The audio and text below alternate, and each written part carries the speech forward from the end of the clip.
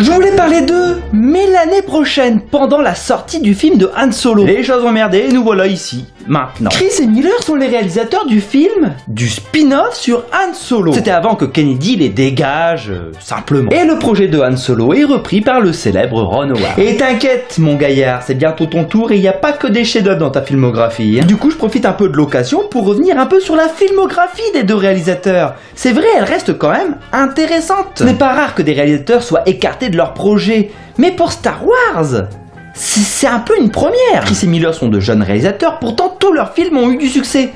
Tous. À commencer par Tempête de boulettes géantes, un film d'animation sorti en 2009. Bien que le film ne soit pas un chef-d'œuvre, il fut un succès commercial. Je l'ai bien aimé ce film. Je n'étais pas ultra fan des choix visuels du film, mais il nous embarquait dans un délire assez original. D'ailleurs, le deuxième film était encore meilleur, mais pas réalisé par Chris et Miller. Le deuxième est un film live cette fois-ci, 21 Jump Street. Et encore une fois, c'est pas mal du tout.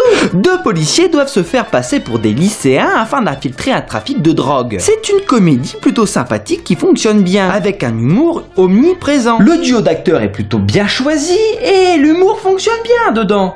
Certaines vannes sont un peu forcées, mais ça passe dans l'ensemble. Le film suivant pour Chris et Miller est leur chef-d'œuvre absolu. Une œuvre majeure, La Grande Aventure Lego. Si, je vous assure, une œuvre majeure. La Grande Aventure Lego est une comédie dans l'univers Lego. Et tout, absolument tout dans le film est d'une qualité exceptionnelle. Et je vous jure que je suis objectif en disant ça. Je vous le jure. L'histoire, la construction des personnages, les décors, le rythme, les musiques, l'animation. En fait, le film est une réussite à tous les niveaux.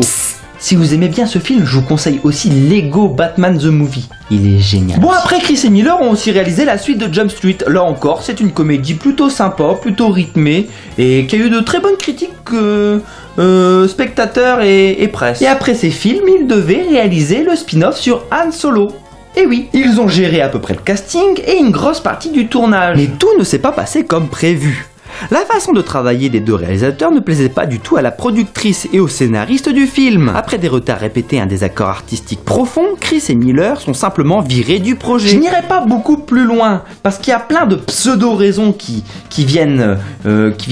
apparaissent sur la toile.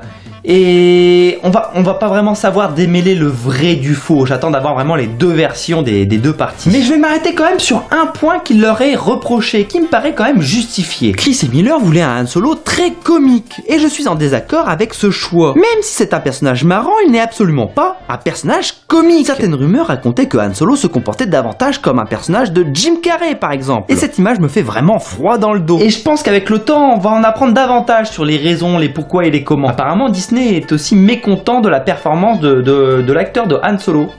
C'est pour ça qu'il a eu un coach personnel pour essayer de le recadrer un petit peu. En tout cas, j'espère quand même que Ron Howard va bien concrétiser le projet et que ça restera un excellent film. Je l'espère vraiment parce que ça annonce jamais rien de bon et pourtant il y a par moments comme Rogue One, on s'aperçoit quand même que le film peut être plus que sauvé, il peut être même excellent avec des reshoots, un recadrage du film. Bon bah moi les amis, je vous dis à bientôt pour un prochain épisode sur une histoire, sur un personnage, sur un jeu vidéo, on verra. En tout cas moi je vous dis à bientôt pour un prochain épisode. Salut.